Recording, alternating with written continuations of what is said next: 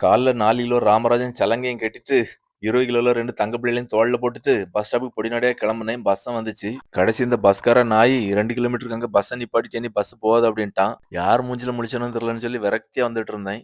இங்க ஒருத்தி நாய பிடிச்சிட்டு ஒரு கைய சும்மா தான் வீசிட்டு போனா. இந்த பையில ஒரு கைய பிடிச்சானா, அழகா அந்த பீச் வர கொண்டு என் டம்பள தந்துட்டு போலாம். கடைசி பொடிநடையா எங்கனையோ வந்து சேர்ந்தேன் பீச்சுக்கு. தூரத்துல இருந்து பார்க்க பீச் ரொம்ப எம்ப்டியா இருந்த மாரி இருந்து, கடகடன்னு எல்லாம் முடிச்சுட்டு போயிரலான்னு பார்த்தேன். 2 நாள் முன்னாடி போட்ட வீடியோல ஒரு பொண்ணு இருந்துன்னு சொல்லி ஒரு தம்பி ரொம்ப கமெண்ட் பண்ணியிருந்தான். இங்க உள்ள பொண்ணுங்கலாம் நம்ம வீடியோ எடுக்கன்னு தெரிஞ்சா, அழகா போஸ் குடுப்பாங்க.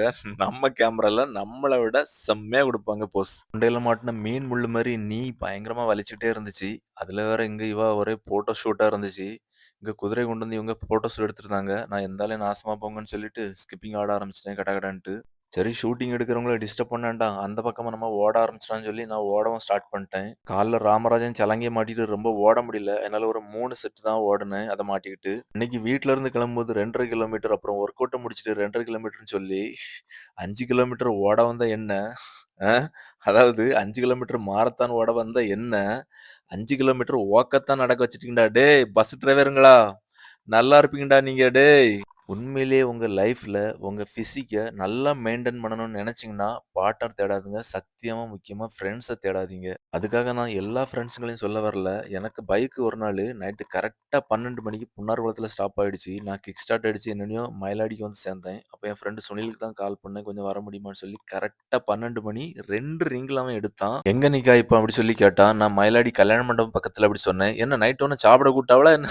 அப்படி சொல்லி கிண்டல் பண்ணான். ஆனா கரெக்ட்டா 10 நிமிஷத்துல வந்துட்டான். என்னதான் நல்ல ஃப்ரெண்ட்ஸுங்க இருந்தாலும், உங்க லைஃப்ல உங்க அம்மா, அப்பாவுக்கு அடுத்து உங்க மனைவிய நம்புங்க. அவங்களுக்கு ஃபுல் பிரைவசி குடுங்க. அவங்களுக்கு என்னதெல்லாம் பிடிக்குமோ அதெல்லாம் செஞ்சு குடுங்க. அவங்க தான் உங்க கடைசி காலத்துவர உங்க கூட இருந்து உங்களுக்கு ஹெல்ப் பண்ணுவாங்க. நான் மால்டா வரைக்கும் ஒரு 3 மாசத்துக்கு முன்னாடி ஒரு அண்ணன்ட்ட ரூ. 10,000 வாங்கியிருந்தேன். கடைசி நான் மால்டா வந்து 1 வீக்ல அந்த அண்ணனோட அம்மா வந்து நாங்களும் ரொம்ப கஷ்டப்படுறோம். ரூ. 10,000 வேணும் அப்படின்னு சொல்லி கேட்டிருக்காங்க. அவங்ககிட்டலாம் கோடி கணக்குல பணம் இருக்கு. என் ஒய்ஃப் கொஞ்சம் ரோசக்காரி. அவ என்ன பண்ணா, அவட்ட தங்கம்னு சொல்லி காதுல போட்டிருந்த 2 கம்மல் தான். அதையும் கொண்டு ஈடு வச்சு அந்த ரூ. 10,000 அவ குடுத்துட்டா. 2 ஹோர்ஸ்ல 1 ஹோர்ஸ் என்ன சைட் அடிக்கி. எதுன்னு தெரிஞ்சா கமெண்ட் பண்ணுங்க. அப்புறம் என் ஒய்ஃப் என்ட்ட சொல்லவே இல்ல. அப்புறம் நான் பணம் அனுப்புன பிறகு தான் நான் ஒண்ணே ஒண்ணு உன்ட்ட சொல்லுவேன். என்ன நீ திட்ட மாட்டியா? அப்படி சொல்லி கேட்டா. சொல்லு அப்படின்னு சொன்னேன்.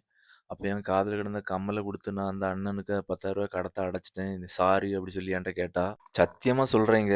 உங்க குழந்தைங்களுக்கு எவ்வளோ லவ் குடுக்குறீங்களோ, உங்க அம்மாக்கு எவ்வளோ லவ் குடுக்குறீங்களோ, அதே லவ்வ உங்க பொண்டாட்டிக்கும் கொடுங்க. ஏன்னா உங்க பொண்டாட்டி தான் உங்களுக்கு இன்னொரு அம்மா. அதுவும் உங்க ஃபியூச்சர் அம்மா. பஸ்காரன் மேல உள்ள கோவத்துல டம்பள தூக்கி டோர்ல போட்டுச்சேன்.